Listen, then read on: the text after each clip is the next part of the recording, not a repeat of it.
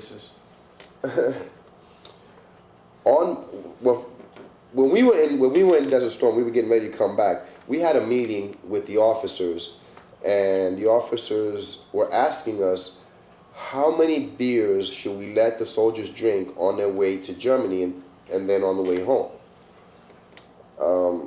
I said none, and that was voiced by other NCOs because we knew that some soldiers basically didn't drink.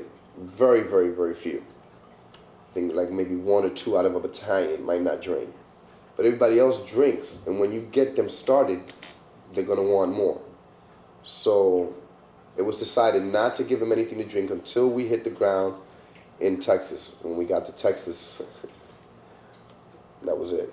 It was over. Mm-hmm. Now, you went to alcohol, any other thing? Anything else? What, after coming back from Desert Storm? Yeah, did you revisit crack? Yeah. No, I didn't mess with crack until I got out of the service. What I did was I huffed insecticide, believe it or not, when I was in Desert Storm because there was nothing to get high with. You were there? Yeah. So you were in Afghanistan huffing? Actually in Iraq at the time. It was first Saudi, then Iraq. But I huffed a couple of times because there was nothing else to do.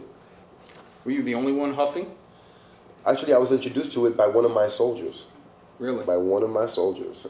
So, you know, and it's something that I should have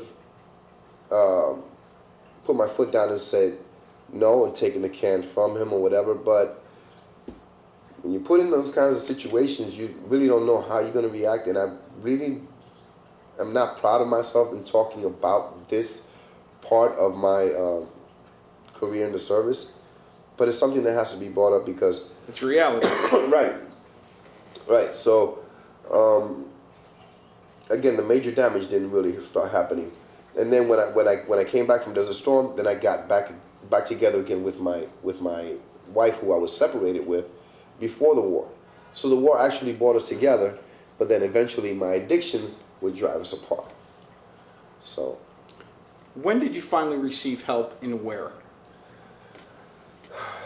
It didn't, none of this would have been possible had I not been arrested for drug dealing on January 17th, 2007. I wasn't even dealing drugs, but I'm not even, that's what I was charged with, and that's what brought me here. So, yes, I was dealing drugs.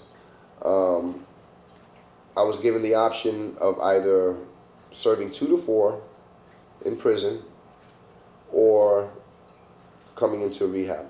Now, mind you, other than one other time in my life, I really have not had any major brushes with the law. You know, DWIs and stuff like that when I was in the military, that's common. Driving while intoxicated is common in the military? Yeah. Yeah. Driving while intoxicated. There's a lot of things you do while you're intoxicated in the military. At least when I was in. I don't know how much, I don't know what the military has done since that to curb that situation. I hope that they've done a lot. The biggest thing, though, insofar as the military is concerned, and I must add this, is that the military teaches you how to be aggressive. It teaches you how to be assertive, and it teaches you how to be violent. Teaches you how to take a life. Does it teach you how to be powerless? No. Over an alcohol or drug? No, and this is why it's so easy for a soldier to become susceptible to addictions of any kind. Because you're a warrior and you can handle it. When often the case is not.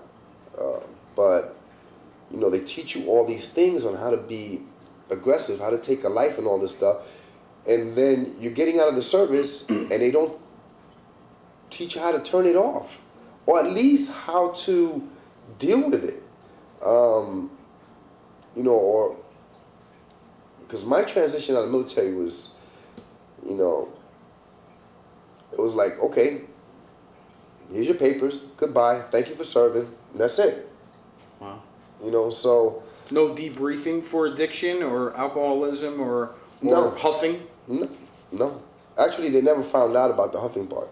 But they, you know, what I must be fair in saying that the 2 times that I got caught for DWI in the military, that I was sent to drug and alcohol class, which is basically telling you what the dangers and the perils of drinking and driving and drugging and driving in the military and all that stuff. It tells you all that, but what it doesn't tell you is what triggers you to drink. It doesn't tell you that maybe there's reason, maybe there's traumas in your life.